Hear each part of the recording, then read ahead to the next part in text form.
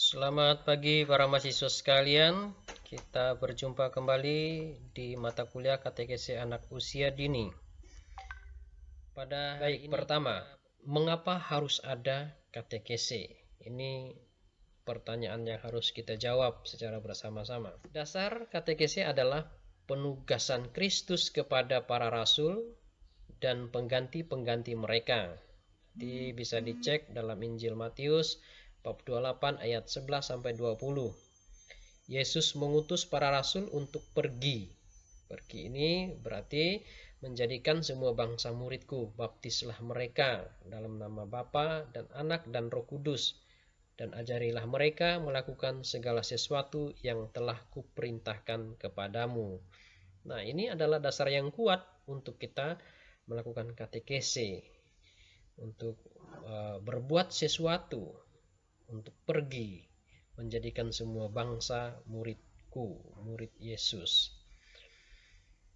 Dalam tafsiran Injil Matius dijelaskan bahwa tugas para rasul mencakup pewartaan awal kepada orang yang belum mengenal Tuhan, pengajaran kepada para katekumen, pengajaran kepada orang yang telah menjadi anggota gereja agar iman mereka lebih dalam. Nah, ini perlu, mengapa kita perlu berkatekese. Nah, istilah katekese secara tidak langsung dapat ditemukan dalam kitab suci, ya. Misalnya dalam Kisah Para Rasul, ya, Kisah Para Rasul bab 18 ayat 25, pengajaran dalam jalan Tuhan. Kemudian Injil Lukas bab 1 ayat 4 diajarkan. Kisah Para Rasul bab 21 ayat 21 mengajar. Surat Rasul Paulus kepada jemaat di Roma bab 2 ayat 18 diajar. Maka ya, oleh Yohanes Paulus kedua, katekese itu menjadi pembinaan anak-anak, kaum muda, orang-orang dewasa dalam iman, penyampaian ajaran memasuki kehidupan dan kepenuhan hidup Kristen itu sendiri. Nah, kalau begitu, apa itu katekese? Katekese sebagai pengajaran, sebagai pendalaman dan pendidikan iman seseorang Kristen semakin dewasa dalam hidup beriman. Maka, dari mana asal kata katekese itu? Katekese, katekeo, ya, dari kata kerja katekein, ya, dari asal kata kat dan keo, katekis, kata bendanya, yang menunjukkan sebuah pengertian bahwa ya, pengertian katekese anak usia dini itu, ya, akar katanya itu ya, eko, artinya keluar, jadi diserukan, digemakan, digaungkan, memiliki arti yang keluar, yang lebih jauh, disampaikan dengan bergema. Nah, maka ya, for fun, istilah for fun dari katekese itu suatu gema yang diperdengarkan, disampaikan ke arah lebih luar, lebih jauh, lebih luas. Gema dapat terjadi jika ada suara yang penuh dengan keyakinan, dan gema tidak pernah berhenti pada satu arah, tapi bergaung secara terus-menerus.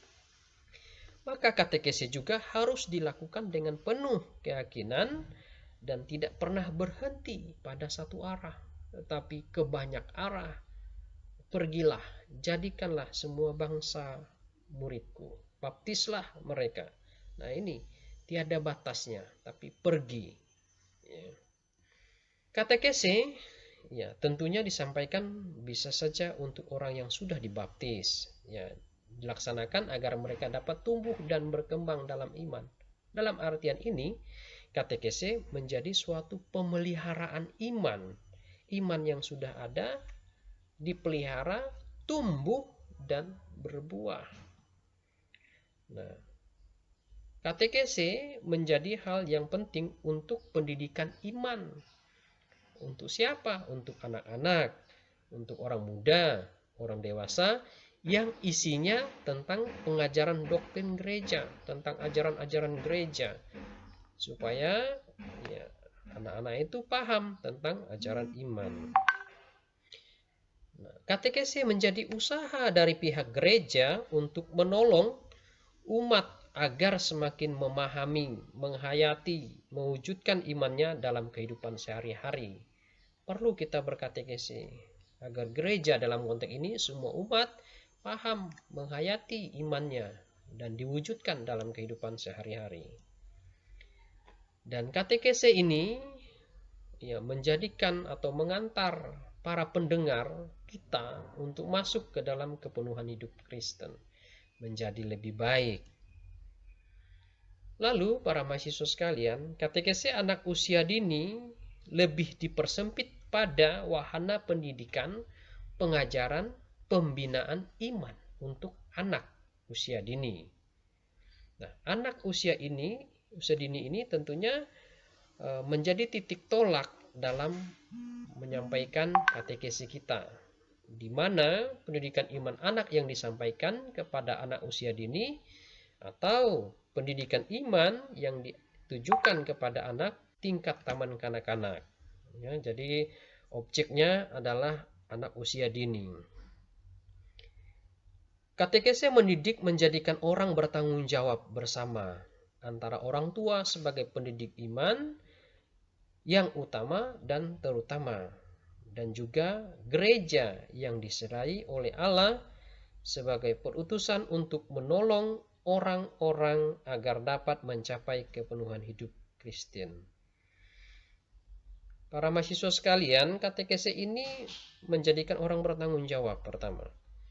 Kemudian tugas dari orang tua tentunya sebagai pendidik iman yang utama. Nah, gereja ini sebagai orang yang diserahi atau umat atau diserahi tugas untuk menolong, untuk membimbing, membina kehidupan Kristen.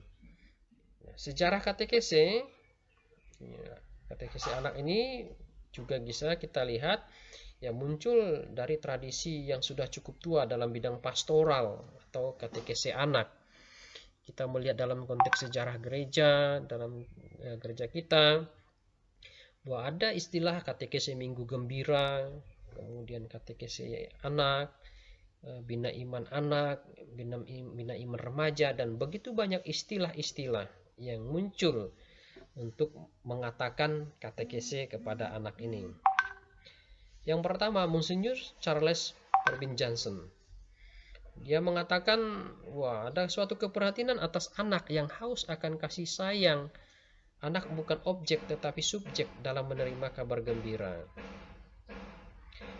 Maka pada tanggal 19 Mei 1843, ia mendirikan serikat kanak-kanak suci dengan moto Children Helping Children. Dengan semaraknya 2D 2K, doa, derma, kurban, dan kesaksian. Maka melalui Pontifical Mission Society of Missionary Childhood, ya, dari Serikat Kepausan Anak dan Remaja Misioner Internasional oleh Paus Pius ke-11 pada tanggal 3 Mei 1892, setiap minggu pertama bulan Januari bersama Hari Raya Penampakan Tuhan dijadikan sebagai Hari Anak Misioner. Oleh karena itu, ya, katekese ini sifatnya pembinaan anak dilaksanakan dalam bentuk katekese yang sifatnya non formal, kalau dalam katekese Minggu Gembira. Namun dalam katekese anak usia dini tentunya ke arah formal, dia untuk anak usia dini di tingkat TK. Pada awal milenium ini Gereja Katolik Indonesia telah menyelenggarakan sidang agung Gereja Katolik. Penting bagi kita dalam Gereja Katolik Indonesia, karena dalam kurun waktu 1 atau 2 dekade mendatang, dampak kebijakan politik pemerintah di bidang pendidikan khususnya menyangkut sekolah murah atau sekolah gratis, ya, menggiring anak-anak Katolik untuk masuk ke sekolah negeri. Dan pada sekolah negeri itu sendiri, anak-anak kita kurang mendapatkan pendidikan agama Katolik. Nah, berikut ini para mahasiswa sekalian, tugas terstruktur untuk tugas katekese anak usia dini. Ya, silakan dikerjakan, mulai mencari judulnya, mencari metodenya, ya, mulai membuka bagaimana cara membuatnya. Ya, misalnya apa metodenya, kamu pilih satu metode katekesinya, bagaimana prosedur melaksanakannya, atau bagaimana medianya apa. Jadi dikumpulkan pada waktu sebelum UTS.